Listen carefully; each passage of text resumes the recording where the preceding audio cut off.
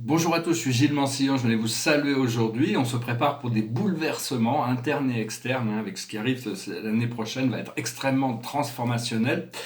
Et, euh, et donc j'en profite pour venir continuer à communiquer. Toute l'essence et la nature de mes messages ne vont pas forcément changer. Je vais rester connecté sur l'expression de cette unité, cette loi de l'un. C'est vraiment l'essence de ce que l'on a besoin de comprendre. Ce qu'il faut, c'est arriver à comprendre qu'il y a deux sources sur lesquelles il y a les sources primaires et les sources secondaires où on peut recevoir de l'information. La plupart des informations qu'on reçoit, qu'on connaît, viennent de sources secondaires, c'est-à-dire de livres de sagesse, d'autres personnes. En réalité, il n'y a qu'une seule source, hein, mais il faut arriver à commencer à pouvoir dépendre de notre source intérieure, de notre source primaire d'information, que ces sources qui sont révélées par notre âme sont forcément plus en alignement avec ce que l'on a besoin de comprendre dans le paramètre de notre vie actuelle. Savoir comprendre que toutes les sciences athées et les dogmes religieux sont tous des systèmes de contrôle. Il faut arriver à lâcher prise. C'est des choses qui ont été instaurées pour arriver à contrôler l'humanité, garder cette intelligence artificielle qui est inconnue, un peu comme dans Matrix, qui est une intelligence artificielle extraterrestre, qui est là pour garder l'humanité dans la souffrance, dans la dépression, dans le, dans cette déprime, tout ça, c'est des choses qui sont, qui sont créées pour vraiment garder l'humanité sous contrôle. Donc il faut arriver à se détacher de tous ces systèmes. Parce que la connexion de l'âme, c'est la loi de l'un, la loi de l'un, c'est-à-dire que un est tout et tout est un, on est tous connectés à la vie. On a la vie à l'intérieur de nous, c'est difficile de nier ça, même si bon, certaines personnes ne peuvent se reconnaître que par rapport à des images extérieures qu'ils peuvent avoir. Parce que l'humanisme, le véritable humanisme n'est pas en divergence avec la voie du bien. C'est-à-dire que c'est toute la chrétienne, l'image les idéaux judéo-chrétiens ou islamistes ou islamiques ou moins le dogme, c'est-à-dire enlever le dogme pour arriver à appliquer les choses de manière à ce qu'elles soient plus inclusives. Et parce que cette intelligence artificielle est en train d'être déconnectée des, des intelligences supérieures, comme les êtres d'Andromède sont là, ils sont en train de désactiver progressivement toutes ces énergies qui affectent le collectif du mental humain et qui conditionnent la peur, le désespoir, l'amertume, toutes ces choses-là. Donc, savoir que bon, il y a une nouvelle vérité qui va se révéler, mais tout ceux là-haut sont en train de réfléchir sur les manières d'amener cette vérité pour pouvoir qu'il n'y ait pas créer une sorte de panique collective, l'hystérie de masse, parce que c'est la vérité qui va se révéler est beaucoup plus sombre que tout ce que l'on peut imaginer. Mais elle a besoin de s'être expurgée. La corruption, la manipulation, est bien au-dessus de tout ce que l'on peut imaginer.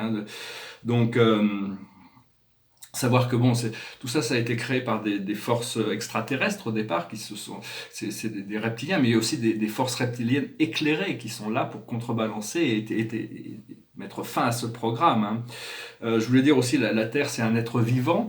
Il y a toujours eu des changements. Il ne va pas y avoir toutes les zones côtières vont être inondées. C'est faux. Tout ça, c'est de la propagande. En réalité, la Terre a toujours bougé. Il y a toujours eu c'est un être vivant qui change et se transforme tout le temps. Il faut utiliser notre intuition et notre conscience, notre savoir technologique pour arriver à se mettre à l'abri. Et si on habite dans une zone inondable, il vaut mieux, elle va finir par être inondée de toute manière. Donc il faut essayer de se mettre un peu à l'abri.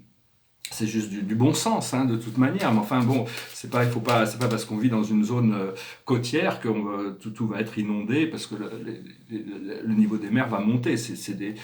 Moi, je vois pas ça du tout comme ça. Il faut arriver à développer sa compassion et son empathie, parce que cette douceur, cette gentillesse, cette compréhension de savoir qu'on est tous un, c'est-à-dire que pouvoir ressentir les émotions des autres et les expériences des autres, comme si, plutôt que d'être séparés, créer une ligne entre nous et les autres, pouvoir ressentir ces choses comme si on peut comme si on pouvait ça faisait partie de nous, hein, que ce soit toutes ces expériences, qui fait qu'on n'a pas besoin d'avoir des ressentis négatifs par rapport à ce qui se passe autour de nous. On peut intégrer ces choses positives comme si ça nous arrivait à nous, et enfin, il vaut mieux se concentrer sur le positif. Et après ça nous permet de nous aligner à l'intérieur pour recevoir nous-mêmes cette expérience. Et donc, parce que bon, il y avait tout ce programme d'hybridation entre les humains et les extraterrestres sombres qui sont complètement déconnectés de l'âme et de l'émotion. Donc, mais toutes ces forces sombres, que ce soit les médias ou quoi que ce soit, ne peuvent pas contrôler toutes ces masses de population qui se réveillent et qui demandent du changement. Hein. C'est complètement en dehors de leur contrôle. Il y a ce réveil de toute l'humanité qui est en train de se passer. Ce que l'on veut comprendre au niveau personnel, c'est la nature de la résistance, ou ces peurs inconscientes, c'est ce jugement personnel. Il faut arriver à lâcher prise sur ces choses, c'est pas facile, hein, mais on va y arriver de toute manière. Hein. Parce que bon, là, il y a beaucoup d'êtres humains qui vivent comme des animaux, hein, c'est-à-dire la raison du plus fort est la meilleure. S'ils sont plus forts, ils arrivent à dominer. Alors que l'être humain, c'est une espèce parmi des millions d'espèces qui vivent sur Terre. Hein. C'est juste une espèce, mais seulement il est en haut de la chaîne alimentaire, donc il se croit le droit d'abuser toutes les autres espèces. Alors qu'en réalité, on doit s'intégrer. On est humain, donc en tant qu'humain, on a on a des responsabilités supérieures de développer cet amour, cette compassion, cette fraternité. Et donc, c'est de ne pas se comporter comme des animaux. Hein. Il y a beaucoup on les voit dans les médias, il y a des gens, ils sont complètement animalistiques. Hein. Ils n'ont pas encore dépassé cette nature animale, bien qu'on possède, tant qu'on a un corps physique biologique, on a cette nature animale, mais on doit la dépasser pour s'élever dans les dimensions plus spirituelles. Alors, je vais tirer quelques cartes. Tout ça, ce ne sont pas des critiques, hein, ce sont des observations sur le programme, et on voit qu'il y a quand même énormément de changements qui arrivent. Il faut s'y préparer dignement, parce que si l'univers a laissé l'homme faire ce qu'il voulait sur Terre pendant des millénaires, c'est parce que l'univers avait des raisons pour laisser l'homme s'autogérer, s'autodéterminer. Mais à tout moment, les choses peuvent reprendre. Seulement bon, l'intelligence supérieure de l'univers veulent trouver un moyen de le faire qui sera le plus intelligent possible pour pas créer cette hystérie de masse, hein, quand ça se passe. Alors à la base, on a la protection, savoir que la Terre est protégée, nous sommes protégés. Il faut arriver à avoir confiance sur cette protection. Système de chakras, c'est aussi quelque chose que l'humanité, les athéistes, les scientifiques athéistes ne connaissent pas, comprennent pas encore, mais on a un corps de lumière et on a ces centres d'énergie qui sont invisibles à l'intérieur de nous, qui sont peut-être un peu mieux connus en Orient qu'en Occident. Ce que l'on a au niveau de ce second chakra, c'est la connaissance. On a ces nouvelles connaissances qu'on peut commencer à appliquer sur Terre, qui viennent de l'intérieur. Ce que l'on a au niveau de notre centre de pouvoir, le troisième chakra, c'est la consolation. Ce que l'on a au niveau du cœur, c'est l'action. Quand les forces du cœur se mettent en action, c'est très puissant. En réalité, la peur et l'amour ne sont pas des émotions, ce sont des forces qui sponsorisent toutes les pensées et toutes les actions, où on vient de ce pouvoir intérieur qui est l'amour, où on vient de ce manque de pouvoir intérieur qui est la peur. Mais même la peur est sponsorisée encore en dessous par l'amour, parce que tout est amour en réalité. Mon esprit m'a révélé ça. C'est pas toujours facile à comprendre quand on voit le chaos du monde actuellement, que tout appartient à l'amour. Mais ce que l'on communique, c'est le bonheur. Alors le bonheur, c'est quelque chose de durable. Hein. Le plaisir, c'est temporaire, mais le bonheur, c'est durable. Et comme disait Platon, le bonheur vient de la vertu, vient de l'intégrité, alors que le plaisir peut venir du vice et de... Enfin, il faut arriver à trouver l'harmonisation, il ne faut pas se juger soi-même, il faut accepter toutes sortes de formes de plaisir, mais essayer de s'élever, trouver des plaisirs supérieurs. Il y a toujours des plaisirs supérieurs qu'on ne connaît pas encore. La nature étant infinie, il y aura toujours des nouvelles réalités à découvrir. Ce que l'on voit devant nous dans notre troisième œil, c'est la détermination. Une fois que la volonté devient déterminée, on peut enlever toutes les résistances. Et ce qui nous couronne, c'est l'écoute. C'est arriver à être beaucoup plus à l'écoute du moment présent, de savoir quelle est la sagesse du moment présent. Ce qui est ancré dans notre étoile terrestre, c'est le choix. c'est des étoiles, l'étoile terrestre et l'étoile de l'âme qui vont être beaucoup plus activées. On va pouvoir les ressentir beaucoup plus, on va pouvoir ressentir beaucoup plus nos chakras. C'est arriver à essayer de faire le plus haut choix. Et ce qui vient de notre étoile de l'âme, c'est l'abondance. C'est cette abondance qui arrive, qui va couler, qui va descendre de toute manière. Donc voilà, c'est que du bonheur. Enfin bon, on communique, c'est là notre cinquième chakra, notre communication, c'est le bonheur. Il faut communiquer, il faut essayer de se conditionner pour le bonheur, indépendamment de tout ce qui peut se passer extérieurement. Je voulais dire, quand je disais que l'alcool est ok pour moi et le café ne l'est pas, c'est parce que j'ai du mal à arrêter le café, mais c'est parce que je bois pas très très très peu d'alcool. Si je buvais de l'alcool tous les jours, mon corps et mon esprit me diraient qu'il faut que j'arrête. C'est pas quelque chose, je voulais pas dire que l'alcool est positif, c'est pas du tout ce que je voulais dire. C'est juste que bon, vu que j'en bois pas, si je veux boire un verre de vin, j'ai pas le problème parce que j'ai pas d'addiction par rapport à ça. Mais il y a beaucoup de gens qui sont, c'est une drogue très physique et très dangereuse pour l'esprit et pour le cœur. Ça ferme le cœur, ça consolide l'ego. Et il y a certaines personnes qui gèrent ça très bien, puis il y en a d'autres, c'est Dr. Jekyll, c'est Mr. Hyde, dès qu'ils ont bu, il y a cette côté sombre qui ressort et qui prend le contrôle. Donc je ne voulais pas encourager personne à boire de l'alcool. C'était pas du tout le but, la fonction de mon message. Ce que l'on cherche, c'est devenir maître de notre esprit mental. C'est là où ça se passe. Une fois qu'on a maîtrisé arriver à maîtriser ses pensées positives et négatives pour toujours arriver à rester dans la sérénité. Et comprendre que les émotions, c'est ce qui nous donne le pouvoir de connexion. Il y a beaucoup de races extraterrestres qui sont déconnectées de leurs émotions. Ils viennent ici pour apprendre, parce que sans émotion, on ne peut pas développer un corps de lumière. L'émotion, c'est une épée à double tranchant. Ça peut nous faire descendre notre énergie, ça peut nous rendre triste ou quoi que ce soit, mais c'est aussi ce qui nous ramène à la joie et au bonheur. Donc le corps émotionnel, c'est avoir des pensées suffisamment positives pour continuer à utiliser cette spirale ascendante. Et essayer de comprendre, de pouvoir ressentir les émotions, les connexions, les expériences autour de nous comme faisant partie de nous, pour les intégrer, pour pouvoir s'aligner avec ces fréquences, utiliser tout ce qui est bon pour nous, on peut l'utiliser. Et accepter que le futur existe déjà, c'est-à-dire que ce que l'on voit dans le futur et qui est voulu, arriver à comprendre que c'est comme si c'était déjà, au niveau de la source, la cause et l'effet sont un. Même si c'est très très loin dans le futur, au paradis, la source et l'effet sont un. C'est que dans le temps et l'espace où les choses sont séparées. C'est pas facile à accepter, mais bon, c'est quelque chose qu'on doit travailler là-dessus. Et l'essence, c'est pardonner, oublier et avancer. Pardonner, oublier et avancer. Il faut avancer, il faut se pardonner à soi-même, oublier toutes ces choses et avancer. Pas se rappeler toujours libérer tout ce programme mental pour pouvoir avancer. Et on se prépare pour 3 grands portails, le 12-12, le 21-12 et le 11 janvier. C'est trois grands portails, ces nouveaux codes, cette nouvelle mise à jour de notre ADN, de notre conscience terrestre. Voilà, je voulais vous saluer. J'espère que ce message aura été intéressant pour vous. Je vous remercie d'aimer, de partager, de commenter, de souscrire. Derrière moi, c'est 2 tableaux. Ici, c'est un autre tableau. C'est la deuxième version de ce portrait. Alors, il y a Mars et Vénus de chaque côté. C'est un modèle qui se tient la tête un peu. Et enfin, elle n'est pas comme le cri de Munch où elle est assez sereine quand même. Et enfin, c'est des pièces sur papier. J'en ai fait à peu près 200 depuis le début de l'année. Je vais devoir tous les passer en revue avant de les encadrer, de les cataloguer.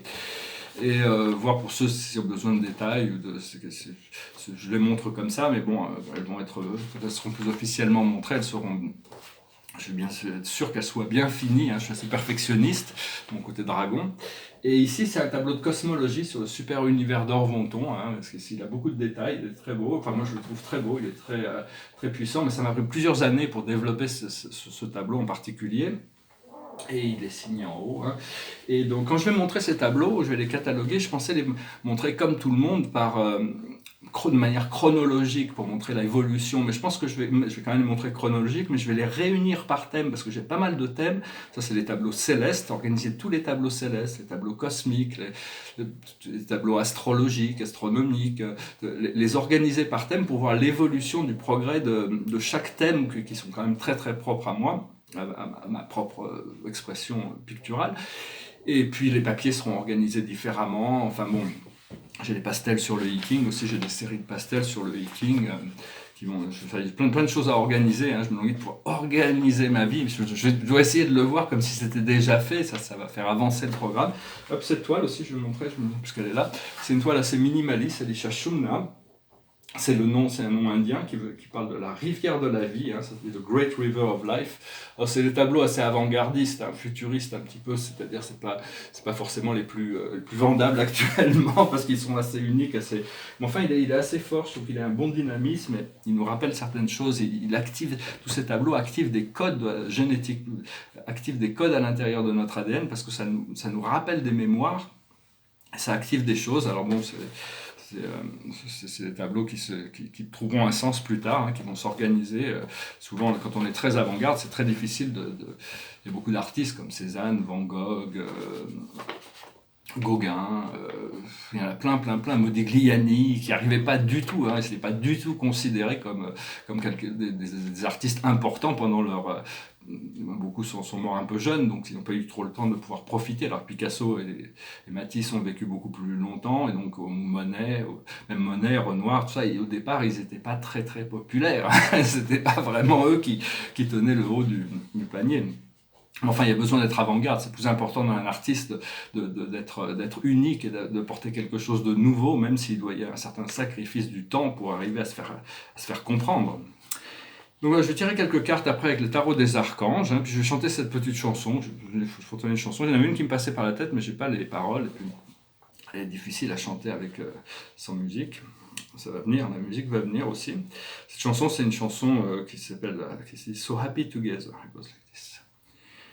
Imagine me and you, I do. I think about you day and night. It's only right to think about the girl you love and hold her tight. So happy together. If I should call you up, invest a dime, and you say you belong to me, and ease my mind, imagine how the world could be. So very fine, so happy together.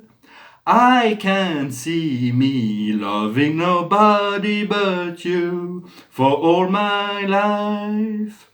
When you're with me, baby, the sky will be blue for all my life.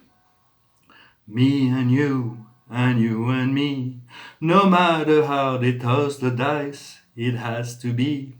The only one for me is you, and you for me. So happy together. I can't see me loving nobody but you for all my life. When you're with me, baby, the sky will be blue for all my life. Me and you and me, no matter how they toss the dice, it has to be. The only one for me is you, and you for me. So happy together, so happy together. So how is the weather? So happy together, we're happy together. Voilà, une petite chanson, une vieille chanson, je sais plus qui c'est, je crois que c'est les Turtles qui chantaient ça. Moi j'avais connu ça dans un album de Frank Zappa qui s'appelle Fillmoriste. C'est un concert de la Fillmoriste. C'était dans l'état de New York, album blanc. Donc je vais tirer quelques cartes pour finir, hein, on va voir un petit peu cette conclusion. On va tirer 4 cartes avec le tarot des archanges. Alors la plus haute sagesse pour nous aujourd'hui, c'est le 7 d'Ariel. Vous avez fait des bons investissements, soyez patients. On finit toujours par récolter ce que l'on sème. Profitez de chaque expérience pour faire de nouveaux projets. Donc voilà, on se prépare pour ce renouveau. Hein. Ce que l'on doit comprendre, c'est le chevalier de Raphaël. Romantique, artistique, poétique, replié sur soi-même. Relation fondée sur un engagement profond. Vous vous emballez, votre cœur palpite. C'est vraiment une carte de passion, d'excitement, il y a beaucoup à partager. Ce que l'on doit faire, c'est le 6 de Gabriel, la carte de la réussite. Il s'est dit, bravo, vous avez fait du bon travail, il est temps de passer à de nouvelles choses. Récompense, bourse, promotion. Voilà, c'est vraiment la carte de la réussite dans le tarot. Et l'aboutissant, c'est le 9 d'Ariel. Vos rêves se réalisent, on n'a rien sans rien. Aimez les belles choses qu'offre la vie. Donc voilà, on n'a rien sans rien. L'univers est magnétique. Hein, d'ailleurs, qu'il faut donner pour recevoir. Il faut avoir des intentions de recevoir et toutes les choses peuvent se réaliser de manière assez magique et assez rapide. Hein. parce qu'on se prépare pour ces alignements, le travail a été fait. Voilà, je vous remercie, je vous salue, je vous souhaite une excellente semaine, et puis je vous dis à bientôt, namasté.